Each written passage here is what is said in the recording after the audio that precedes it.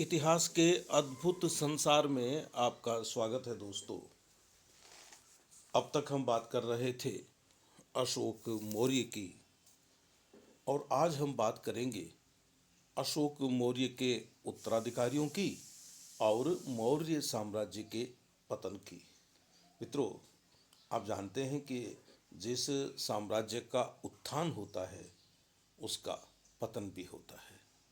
जिस राजवंश में चंद्रगुप्त मौर्य जैसे, अशोक जैसे सम्राट हुए हों, उस राजवंश का, उस साम्राज्य का पतन हो जाना निश्चित रूप से भारतीय इतिहास की एक महत्वपूर्ण घटना है और हमें इस विषय में कुछ जानना चाहिए।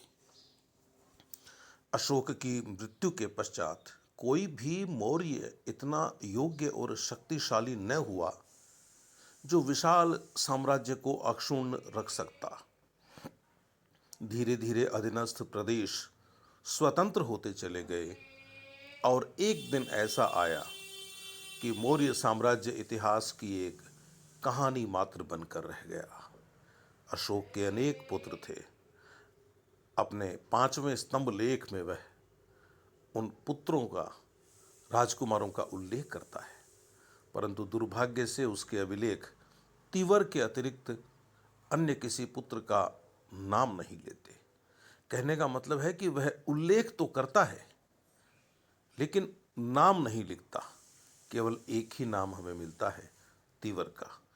अभी तक ऐसा कोई भी साक्ष्य नहीं मिला है जिसके आधार पर यह कहा जा सके कि तिवर कभी मौर्य साम्राज्य का उत्तराधिकारी रहा हो। साहित्यिक साक्ष्यों में हमें महेंद्र का नाम मिलता है। इसने श्रीलंका में बौद्ध धर्म के प्रचार के लिए काम किया था, परंतु इस बात पर मतभेद है कि वह अशोक का पुत्र था अथवा उसका भाई था। जो भी हो, वह बौद्ध प्रवृत्ति का होने के कारण राजकीय कार्यों से विरक्त था। उसने कभी राज्य नहीं किया। कल्हण की राज तरंगिणी का कथन है कि अशोक के पश्चात जलौक कश्मीर का शासक हुआ। तारानाथ ने वीरसेन को गंधार का शासक माना है। डॉक्टर थॉमस का मत है कि यह वीरसेन सुभागसेन का पूर्वगामी था। पोलिबियस का कथन है कि जिस समय यानी 206 ईसा पूर्व के लगभग यूनानी सम्राट एंटियोकस तृतीय ने हिंदू कुश पार करके भारत पर आक्रमण किया था, उस समय सुभागसेन भारतीयों का राजा था। कदाचित कदाचित वह गांधार प्रदेश का शासक था। इससे प्रकट होता है कि अशोक की मृत्यु के पश्चात भारत का पश्चिमोत्तर प्रदेश मौर्य साम्राज्य के हाथ से निकल गया था और कश्मीर तथा गांधार में नवीन राजवंशों की स्थापना हो चुकी थी। पुराणों में अशोक के उत्तराधिकारियों के नाम मिलते हैं, परंतु उनकी सूची इतनी विवादित है कि उससे कोई उत्तराधिकार क्रम मौर्य साम्राज्य का अशोक के बाद निर्धारित नहीं होता। वायु पुराण में नाम मिलते हैं कुणाल, बंधुपालित, इंद्रपालित, देववर्मन, सतधनुम और बृहद्रथ। विष्णु पुराण में नाम मिलते हैं सुयश या सुयशस, दशरथ, संगत, शालिसूक, सोमसरमन, शतधन्वन और बृहद्रथ। मत्स्य पुराण में नाम मिलते हैं दशरथ, संप्रति, शतधन्वन और बृहद्रथ। पुराणों की इन सूचियों के अतिरिक्त दिव्यावदान में अशोक के उत्तराधिकारियों के नाम मिलते हैं संपदि, बृहस्पति, वृषमेन, पुण्यधर्मन और पुष्यमित्र। अशोक के उत्तराधिकारियों में कुणाल और संप्रति ऐतिहासिक व्यक्ति ज्ञात होते हैं। पुराण एवं बौद्ध जैन साहित्य में इनका उल्लेख मिलता है। वायु पुराण का कथन है कि अशोक की मृत्यु के बाद कुणाल ने 8 वर्ष तक शासन किया। डॉक्टर चौधरी का मत है कि संभवतः विष्णु पुराण का नाम सुयशस इसी कुणाल का, विष्णु पुराण में जो नाम उल्लेखित है सुयशस, वह इसी कुणाल का ही एक विरुद्ध था, एक नाम था। परंतु जहाँ वायु पुराण में कुणाल को अशोक का अनुगामी या उत्तराधिकारी बताया गया है, वहाँ बौद्ध और जैन साहित्य में संप्रति को बताया गया है। वैसे तो यह परस्पर विरोधी उल्लेख है, लेकिन विचार करने पर इस विरोध का शमन हो जाता है। जनश्रुति के अनुसार कुणाल अंधा था, अतः राजा होते हुए भी वह राजकार्य नहीं कर पाता था। यह राजकार्य वस्तुतः उसका पुत्र संप्रति करता था। इस परिस्थिति के कारण ही किसी ने कुणाल को अशोक का उत्तराधिकारी माना और किसी ने संप्रति को अशोक का उत्तराधिकारी माना। नागार्जुनी पहाड़ियों के अभिलेखों से अशोक के पौत्र दशरथ का पता चलता है। इसने देवान नाम पेय की उपाधि धारण की थी और आजीविकों को गुहा दान दिया था। मत्स्य और वायु पुराणों के अनुसार दशरथ अशोक का पौत्र था।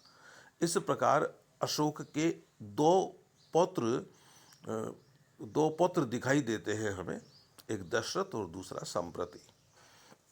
डॉक्टर स्मिथ और प्रोफेसर ध्रुव का मत है कि कुणाल की मृत्यु के पश्चात संभवतः मौर्य साम्राज्य का विभाजन हो गया था। इसके पूर्वी भाग का शासक दशरथ बना और पश्चिमी भाग का शासक बना संप्रति। लेकिन इस मत को ग्रहण करने में कई कठिनाइयां हैं। कोई भी साक्ष्य स्पष्टतः मौर्य साम्राज्य के विभाजन की बात नहीं कहता। पुराणों में संप्रति को मगध राज्य का उत्तराधिकारी कहा गया है, अतः पश्चिमी भारत के साथ वह पूर्वी भारत का भी शासक था। जैन लेखक संप्रति को पाटलिपुत्र और उज्जैन दोनों का शासक बताते हैं, अतः वह पूर्वी और पश्चिमी दोनों भागों का शासक सिद्ध होता है। ऐसी परिस्थिति में साम्राज्य विभाजन का मत ठीक नहीं ठहरता। यह निश्चित है कि दशरथ और संप्रति दोनों अशोक के पौत्र थे। दोनों ने ही कुणाल की मृत्यु के पश्चात शासन किया होगा, लेकिन यह स्पष्ट नहीं है कि पहले दशरथ ने राज्य किया था या संप्रति ने राज्य किया था। संभवतः संप्रति कुणाल का सहयोगी शासक था, अतः कुणाल की मृत्यु के पश्चात उसी को शासक होना चाहिए। जैन और बौद्ध साहित्य अंधे कुणाल की उपेक्षा करके सीधे संप्रति को ही अशोक का उत्तराधिकारी बताते हैं, परंतु इसके विरुद्ध मत्स्य पुराण और विष्णु पुराण दशरथ को संप्रति का पूर्वगामी बताते हैं। परंतु इसके विरुद्ध मत्स्य पुराण और विष्णु पुराण दशरथ को संप्रति का पूर्वगामी बताते हैं। ऐसी परिस्थिति में हम अधिक से अधिक यही कह सकते हैं कि अशोक के पश्चात कुणाल हुआ और कुणाल के पश्चात संप्रति अथवा दशरथ हुआ। इतना निश्चित है कि एक के मरने के बाद दूसरा शासक बना होगा। डॉक्टर राय चौधरी का कथन है कि जैन और बौद्ध साहित्य के संप्रति का समीकरण पुराणों के संगत और इंद्रपालित के साथ करना चाहिए। इसी प्रकार दशरथ और बंधुपालित को एक ही व्यक्ति मानना चाहिए, लेकिन अधिक स्पष्ट साक्ष्यों के अभाव में इस विषय में निश्चित रूप से कोई धारणा नहीं बनाई जा सकती। विष्णु पुराण के अनुसार संगत या जिसे अभी संप्रति कहा गया के पश्चात शालीशुक राजा हुआ। गार्गी संहिता में भी इस नरेश का उल्लेख आता है। इस ग्रंथ के अनुसार शालीशुक अत्यंत क्रूर और अत्याचारी शासक था। उसे धर्मवादी अधार्मिक राजा कहा गया है, यानी धर्म का ढोंग करने वाला अधर्मी। संभवतः इसका समीकरण बृहस्पति से किया जाता है। दिव्यावदान के अनुसार बृहस्पति संप्रति का पुत्र था। नामों की आंशिक समता के आधार पर यह कहा जा सकता है कि देववर्मन और सोम शर्मन जो कि बाद में हुए थे, एक ही व्यक्ति के नाम हैं। इसी आधार पर शतधनुष और शतबंधन का समीकरण भी किया जाता है। लेकिन एक बात तय है साहित्यिक साक्ष्यों के आधार पर, जिसे मानते हैं सभी विद्वान, कि मौर्य वंश का अंतिम राजा बृहद्रथ था। पुराणों और हर्षचरित के अनुसार उसके सेनापति पुष्यमित्र ने उसकी हत्या कर दी थी। दिव्यावदान ने भूल से पुष्यमित्र को मौर्य वंशावली में रखा है, जो कि उचित नहीं माना जा सकता। इसी प्रकार मौर्य साम्राज्य पतित होता चला गया, पतित पतित हो गया, और 184 ईसा पूर्व में उसका पूरी तरह से अंत हो गया। तो मित्रों, यह थी मौर्य साम्राज्य के पतन की पृष्ठभूमि। जिस राज्य में चंद्रगुप्त मौर्य और अशोक मौर्य जैसे सम्राट हुए हों, उस राज्य का, उस साम्राज्य का इस तरह से पतन हो जाना इतिहास की एक महत्वपूर्ण घटना में लिखा जाएगा। कारण ये है कि इतिहास के विद्यार्थियों को, इतिहास के अध्येताओं को यह देखना होता है कि इतने बड़े बड़े साम्राज्य पतित क्यों हो जाते हैं। यह तो हम सभी जानते हैं कि जिसका उत्थान होता है उसका पतन भी होता है। हमें उन कारणों पर जरूर विचार करना चाहिए जिनके चलते मौर्य साम्राज्य धराशायी हो गया। पहला कारण तो यह माना जाता है कि राजतंत्रात्मक शासन के कुछ दोष होते हैं। वे दोष मौर्य साम्राज्य में भी थे। राजतंत्रात्मक शासन अपने स्थायित्व के लिए बहुत कुछ राजा की व्यक्तिगत योग्यता पर निर्भर करता है। शासन के समस्त अधिकारी, विभाग और सूत्र मूलतः राजमुखापेक्षी होते हैं। राजा ही संपूर्ण साम्राज्य का केंद्र बिंदु होता है। उसी के चारों ओर राज्य के समस्त काम होते हैं। परिणाम यह होता है कि केंद्र रूप राजा जब तक सुस्थिर, सुदृढ़ और सुनिश्चित होता है, तब तक शासन चक्र निर्बाध रूप से चलता रहता है। लेकिन जैसे ही केंद्र अशक्त, अस्थिर और अनिश्चित हो जाता है, वैसे ही उससे शक्ति ग्रहण करने वाले तथा उसके चारों ओर घूमने वाले अवयव भी अनियमित और अशक्त हो जाते हैं। जैसे ही केंद्र अशक्त, अस्थिर और अनिश्चित हो जाता है, वैसे ही उससे शक्ति ग्रहण करने वाले तथा उसके चारों ओर घूमने वाले अवयव भी अनियमित, अस्थिर और अशक्त हो जाते हैं। राजतंत्रात्मक शासन की स्थिरता अथवा अस्थिरता राजा की व्यक्तिगत योग्यता अथवा अयोग्यता पर ही निर्भर करती है। मौर्य साम्राज्य के साथ भी यही हुआ। अशोक के समय तक मौर्य साम्राज्य सुयोग्य एवं शक्तिशाली रहा।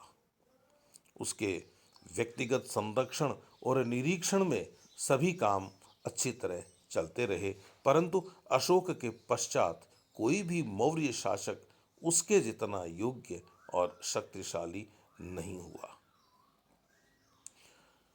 अतः केंद्रीय शासन निर्बल हो गया। परिणाम यह हुआ कि संपूर्ण साम्राज्य के सूत्र ढीले होने लगे और धीरे धीरे वे टूटने लगे। अशोक के उत्तराधिकारियों के व्यक्तित्व में वह आकर्षण नहीं था जो उनको आगे लेकर जाता, जो अपने पदाधिकारियों को प्रेरित कर सकता था, जनता को कल्पना दे सकता था और शासन के यंत्र को शक्ति दे सकता था। केंद्रीय शासन की निर्बलता साम्राज्यों को ले बैठती है। अशोक के उत्तराधिकारियों की अयोग्यता के कारण केंद्रीय शासन निर्बल हो गया। इस निर्बलता का लाभ उठाकर मौर्य साम्राज्य के दूरस्थ प्रदेशों ने अपनी स्वतंत्रता की घोषणाएं करनी प्रारंभ कर दी। राजतरंगिणी का कथन है कि अशोक की मृत्यु के पश्चात उसके एक पुत्र जलोक ने कश्मीर में अपना एक स्वतंत्र राज्य कायम किया। तारानाथ के साक्ष्य से प्रकट होता है कि वीरसेन नामक एक अन्य राजपुत्र ने गांधार पर शासन स्थापित कर लिया। मालविकाग्निमित्रम से प्रकट होता है कि विदर्भ स्वतंत्र हो गया था। ऐसा प्रकट होता है कि मौर्य साम्राज्य के दूरस्थ प्रदेशों का शासन संतोषजनक नहीं था। बहुधा उनके शासक प्रजा का उत्पीड़न करते थे। समय समय पर अपने शासकों के अत्याचारों से क्षुब्ध होकर प्रांतीय प्रजा ने विद्रोह कर दिया था। दिव्यावदान में इस प्रकार के 2 विद्रोहों का उल्लेख है। बिंदुसार के समय में तक्षशिला में प्रथम विद्रोह हुआ। उसे शांत करने के लिए जब अशोक तक्षशिला पहुंचा तो प्रजा ने उससे कहा, न हम कुमार के विरुद्ध हैं और न राजा बिंदुसार के, परंतु दुष्ट अमात्य हमारा परिभव करते हैं। स्पष्ट है कि यह विद्रोह प्रांतीय अमात्यों की दुष्टता के कारण हुआ था। इसी प्रकार का विद्रोह तक्षशिला में हुआ था। दूसरा विद्रोह जो कि अशोक के समय में हुआ था, इसे दबाने के लिए कुणाल को भेजा गया था। इसका कारण भी प्रांतीय शासकों का अत्याचार था। तो मित्रों, जब बिंदुसार और अशोक के समय दूरस्थ प्रांतों में विद्रोह हो सकते हैं, तो उनके बाद दूरस्थ प्रांतों का क्या हाल होना था, इसका अनुमान लगाया जा सकता है। प्रांतीय शासकों की अत्याचारपूर्ण मनोवृत्ति का संकेत हमें अशोक के कलिंग अभिलेख से भी मिलता है। उसमें अशोक अपने प्रांतीय पदाधिकारियों के विरुद्ध यह आरोप लगाता है कि वे बहुधा अकारण जनता को बंदी बनाते हैं, उसे उत्पीड़ित करते हैं। उसी अभिलेख में अशोक ने अपने प्रांतीय पदाधिकारियों को चेतावनी दी कि यदि वे ऐसा करेंगे तो यह अच्छा नहीं होगा, उनको ऐसा नहीं करना चाहिए और प्रजा को अपनी संतान समझना चाहिए। इस भय से कि कहीं चेतावनी देने के बाद भी प्रांतीय शासक जनता का उत्पीड़न नहीं करते रहें, अशोक ने विशेषाधिकारियों द्वारा प्रति 5वें वर्ष दौरे की योजना घोषित की। इस अभिलेख में तक्षशिला और उज्जैन का उल्लेख हुआ है। ये नगर दो सुदूरवर्ती प्रांतों की राजधानी थे। अनुमान यह होता है कि अन्यान्य सुदूरवर्ती प्रदेशों की दशा भी ऐसी ही असंतोषजनक रही होगी। प्रांतीय शासकों की अत्याचारपूर्ण नीति ने वहां की जनता के हृदय में मौर्य साम्राज्य के प्रति अश्रद्धा उत्पन्न कर दी थी। परिणाम यह हुआ कि अशोक की मृत्यु के पश्चात जैसे ही उन्हें अवसर मिला, वैसे ही वे मौर्य साम्राज्य से अलग हो गए। अपनी स्वतंत्रता घोषित करने वाले प्रदेशों में तक्षशिला, कलिंग और उज्जैन के राज्य प्रथम थे। इन्हीं प्रांतीय राज्यों का शासन सबसे अधिक अत्याचारपूर्ण था। रायचौधरी प्रांतीय शासन के अत्याचारों को मौर्य साम्राज्य के पतन का मुख्य कारण मानते हैं। अभी हमें और भी बातें करनी है मौर्य साम्राज्य के पतन के संदर्भ में, लेकिन वह हम अगले अंक में करेंगे। तब तक के लिए अपने इस मित्र को आप आज्ञा दीजिए। नमस्ते।